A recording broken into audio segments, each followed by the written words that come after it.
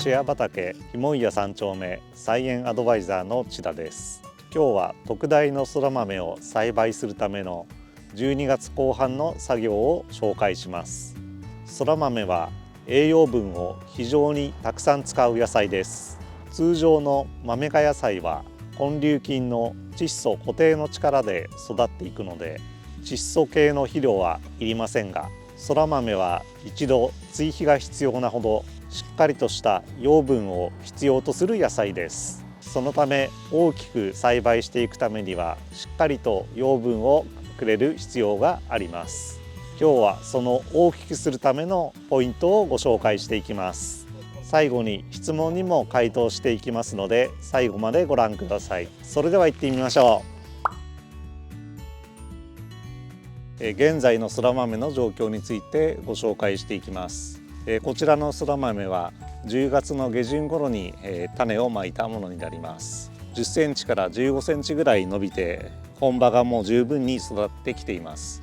これぐらいの成長の度合いで冬越しをしていくのが理想となります。あまり早めに種をまいたり肥料分が多すぎて長く成長してしまった場合には十分な寒さ対策が必要となりますので15センチぐらいで冬を迎えるのが理想的とされています。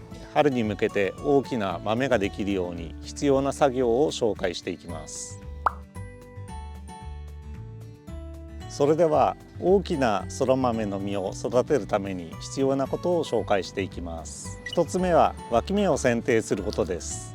春になりますと脇芽がどんどん出ていきますが、この時期に発生した脇芽はカットしていきましょう。大きくなると脇芽の方にどんどんと栄養が使われてしまいます。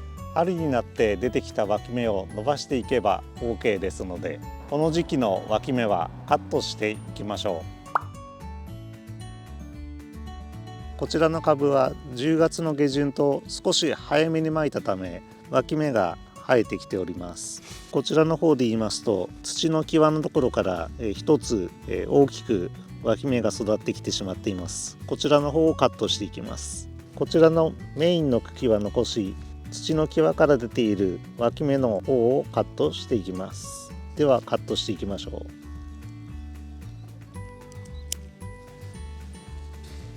こちらの方に出ているのも脇芽ですね。こちらの方もカットしていきます。このような形で主軸となっている茎を残して脇芽をカットし冬越しをさせていきます。こちらのそら豆も見ていきましょう。こちらの方も主となる茎の土の際から脇芽が2つ生えていますので、こちらの脇芽もカットしていきましょう。こちらのサイドにも脇芽がありますので、こちらの脇芽についてもカットしていきます。ではカットしていきましょう。こちらの脇芽をカットして主軸となる茎だけを残して生育をしていきます。2つ目は先端の摘心作業となります。小さい場合には摘心については春先で構いません。背丈が15センチ以上となっている場合には本葉が6枚目の部分でカットしてしまいます。伸びれば伸びるほどそこに養分を使ってしまうので早めにカットして冬越しをしていきましょう。こちらの苗をご覧ください。こちらは種からではなく苗から植えておりますので成長が早く、主軸となる茎もだいぶ長く徒長してしまっていました。こちらの方すでに先端を摘心していますが、このような形で、摘心し冬越しをするようにしてください。また、全体的にも、脇芽が、伸びてきていますので、こちらについても摘心をしていきましょう。3つ目はアブラムシ対策です。先端にアブラムシが潜み越冬することがあります。このアブラムシは春になりますと徐々に増殖して一気にそら豆が被害に遭います。今のうちに撃退しておきましょう。撃退にはこちらの油石鹸水を使います。油石鹸水を作る動画についてはいくつかありますが、簡単におさらいしますと、水2リットルに対してペットボトルのキャップで食用油2杯液体石鹸洗剤1杯を混ぜてそれをスプレー等に移し替え散布するようにしてみてください。また油石鹸水以外にもハケや歯ブラシで落とすようなことをしてみてください。それでは先端部分を見てアブラムシがいないか確認をしていきましょう。ではこちらのそら豆を確認していきます。葉の裏や特に先端の中心の部分を念入りに確認してみてください。こちらのそら豆については健康な状態のようです。